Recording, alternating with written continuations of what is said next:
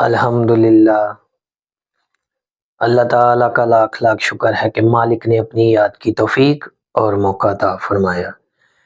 لاکھوں اور کروڑوں درود حضرت محمد مصطفیٰ صلی اللہ علیہ وآلہ وسلم پر، جن کے طفیل مالک نے یہ مہربانی عطا فرمائی۔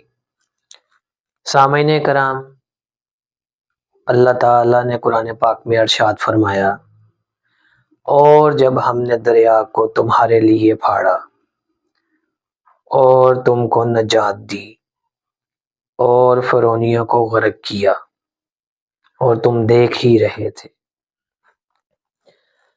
سامعین کرام، اس ارشاد پاک میں مالک الملک حضرت موسیٰ علیہ السلام ہی کا حال بیان فرما رہا ہے۔ اس میں بنی اسرائیل اور ساری مخلوق کے لیے بہت بڑا سبق ہے۔ اللہ تعالیٰ کہ اس ارشاد پاک میں اتنے خزائن ہیں کہ انسان کے معرف کی یہ مجال ہی نہیں کہ وہ انہیں مکمل طور پر سمجھ سکے۔ جتنی مالک سمجھ عطا فرماتا ہے اتنا ہی انسان سمجھ سکتا ہے، اور جسے نہیں سمجھنا چاہتا تو وہ بالکل ہی نہیں سمجھتا، بلکہ الٹا گمراہ ہو جاتا ہے۔ یہاں اللہ تعالیٰ فرما رہا ہے کہ میری یہ مہربانی بھی یاد کرو، تمہارے لیے دریا کو چیر دیا اور تمہیں بچا لیا، اور اس میں لاکھوں فرعونیوں کو ماں ساز و سامان غرق کر دیا۔ دریا یا سمندر کا پھٹنا، اس میں سے چل کر پار ہو جانا، اس میں دشمن کا غرق ہو جانا اللہ تعالیٰ کی قدرت سے ہی ممکن ہے، لہٰذا یہ بہت بڑا احسان ہے، ورنہ اسرائیل اس میں غرق ہو جاتے یا فرعونی ایک ایک کر کے قتل کر دیتے۔ ہوا یوں کہ حضرت موسیٰ علیہ السلام کے اعلان نبوت کے بعد فرعون کی طرف سے زبردست مخالفت شروع ہو گئی۔ فرعون کی دشمنی انتہا کو پہنچ گئی، لیکن حضرت موسیٰ علیہ السلام نے تبلیغ کا فرض نہ چھوڑا اور 40 سال تک تبلیغ کرتے رہے۔ فرعون نہ مانا، اس نے ظلم کی انتہا کر دی۔ حضرت موسیٰ علیہ السلام نے اس سے کہا کہ مجھے اور میری قوم کو یہاں سے چلے جانے کی اجازت دے دو، لیکن فرعون نہ مانا اور اس نے سب کو قتل کرنے کا ارادہ کر لیا۔ حضرت موسیٰ علیہ السلام نے اس وقت اللہ تعالیٰ کی بارگاہ میں عرض کی کہ یا اللہ، اب میں کیا کروں؟ فرعون اور اس کی قوم راہ راست پر نہیں آتے اور ہماری جانوں کو خطرہ ہے۔ اللہ تعالیٰ نے حکم فرمایا کہ تم ساری قوم کو لے کر یہاں سے چلے جاؤ۔ چنانچہ حضرت موسیٰ علیہ السلام نے اپنی قوم کو ایک میدان میں جمع ہونے کا حکم دیا۔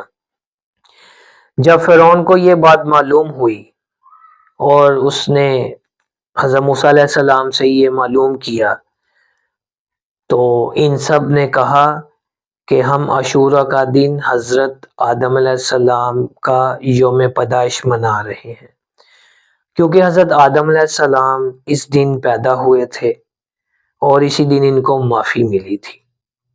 یہ ہماری عید کا دن ہے۔ فرعون خاموش ہو گیا۔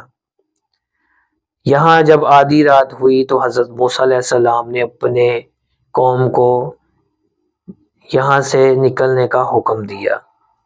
اس وقت حضرت موسیٰ علیہ السلام کی عمر 80 برس تھی، جبکہ حضرت ہارون علیہ السلام کی عمر 83 برس تھی۔ حضرت ہارون علیہ السلام آگے تھے اور حضرت موسیٰ علیہ السلام پیچھے تھے، اور بنی اسرائیل کے لوگوں کی تعداد 6,70,000 تھی۔ چلتے چلتے حضرت موسیٰ علیہ السلام راستہ بھول گئے اور پریشان ہوئے، تو قوم کے بوڑھوں کو بلایا اور کہا کہ راستہ بتاؤ۔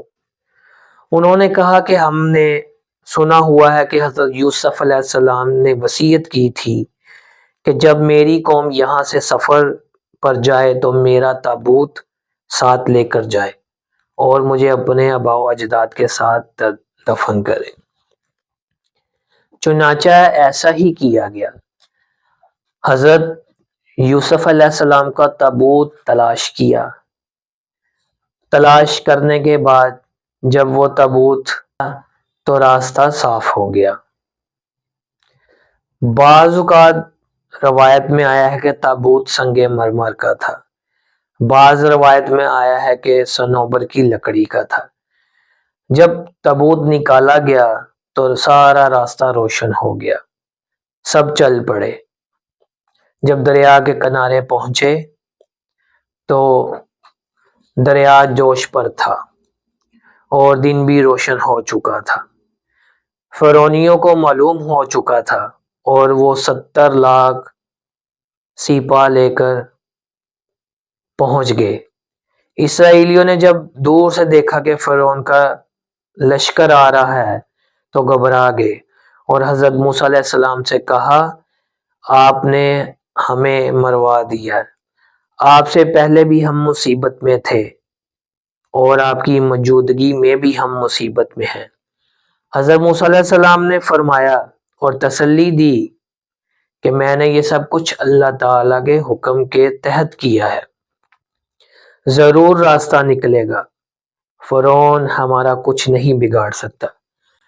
چنانچہ اللہ تعالیٰ نے فرمایا کہ اپنی لاٹھی دریا میں مارو اور کہو کہ ہمیں جانے کا راستہ دو۔ حضرت موسیٰ علیہ السلام نے بحکم الہی لاٹھی ماری اور اسی طرح فرمایا، دریا پھٹ گیا۔ اس زور سے ہوا چلی کہ راستہ بالکل صاف ہو گیا، پانی ادھر ادھر ہو گیا اور 12 راستے بن گئے۔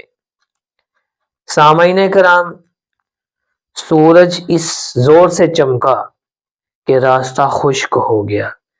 سب سے پہلے یوشع علیہ السلام نے اپنا گھوڑا دریا میں ڈالا، ان کے پیچھے حضرت ہارون علیہ السلام نے، پھر ساری قوم نے۔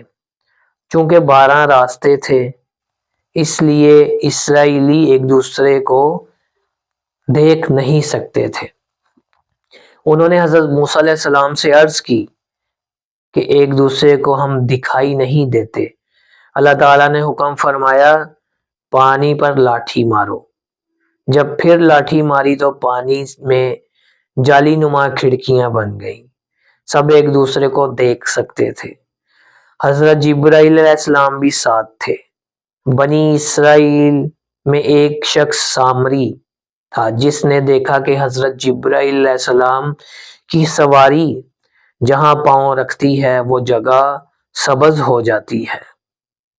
وہ سمجھ گیا کہ اس سے زمین کو زندگی ملتی۔ اس نے وہاں سے مٹی اٹھا کر اپنے پاس رکھ لی۔ جب اسرائیلی دریا کے دوسرے پار پہنچ گئے تو فرعون کی فوج اس کنارے پر پہنچ گئی۔ راستہ خشک دیکھ کر فرعون نے کہا کہ دیکھو، میرے خوف سے دریا بھی خشک ہو گیا ہے۔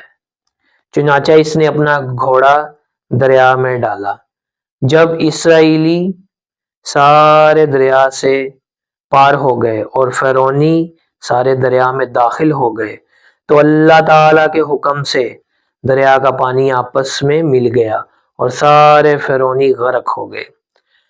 حدیث پاک میں آیا ہے کہ جبرائیل علیہ السلام فرعون کے مرنے تک کیچڑ لے کر اس کے منہ میں ڈالتے رہے کہ وہ توبہ نہ کر سکے، کیونکہ وہ ڈر گیا تھا اور ایمان لانا چاہتا تھا، مگر اس کی انتہا ظلمت کی وجہ سے اللہ تعالیٰ کو منظور نہیں تھا کہ وہ ایمان لائے۔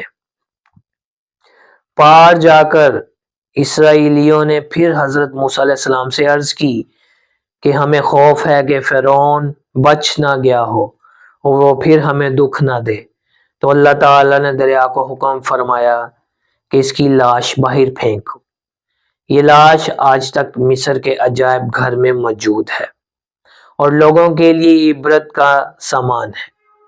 سامعین کرام، جب حضرت موسیٰ علیہ السلام پار پہنچے تو 10 محرم الحرام یعنی کہ عاشورہ کا دن تھا، یوم عاشورہ۔ حضرت موسیٰ علیہ السلام نے خوشی اور اللہ تعالیٰ کے شکرانے کے لیے روزہ رکھا اور ساری قوم کو حکم دیا۔ اس روز جمعہ تھا، یعنی حضرت آدم علیہ السلام کی پیدائش بھی عاشورہ اور جمعہ کا دن تھا۔ جنت میں داخل بھی عاشورہ کے دن، گناہوں کی معافی بھی عاشورہ اور جمعے کا دن، اور حضرت موسیٰ علیہ السلام کو فرعون سے نجات بھی یوم عاشورہ اور جمعہ کے دن ہوئی۔ جب نبی پاک صلی اللہ علیہ وسلم مدینہ پاک تشریف لائے تو دیکھا کہ بنی اسرائیل یوم عاشورہ کے دن روزے رکھتے تھے۔ حضور صلی اللہ علیہ وسلم نے فرمایا کہ ہم بھی روزہ رکھیں گے۔ جب رمضان المبارک کے روزے فرض ہوئے تو اس روزے کی فضیلت ختم ہو گئی۔ سامعین کرام، حضرت شیخ عبد القادر جیلانی رحمۃ اللہ علیہ نے حضرت عبداللہ بن عباس رضی اللہ عنہ کی روایت نقل فرمائی ہے کہ حضور صلی اللہ علیہ وسلم نے فرمایا کہ جو شخص اس دن یعنی یوم عاشورہ کے دن 4 رکعت نفل اس طرح پڑھے کہ ہر رکعت میں ایک بار الحمد شریف، 50 بار سورہ اخلاص، تو اس کے 50 سال کے گناہ معاف ہو جائیں گے اور اس کے لیے آخرت میں 1000 نور کے بستر ہوں گے۔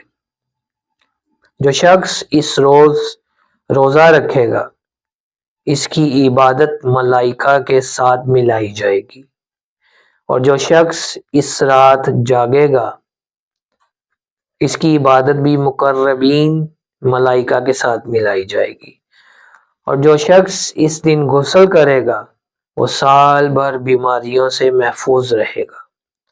جو شخص اس دن کھانا پکا کر تقسیم کرے گا اس کے گھر میں سال بھر برکت رہے گی۔ اللہ تعالی ہمیں سمجھنے اور عمل کرنے کی توفیق عطا فرمائے۔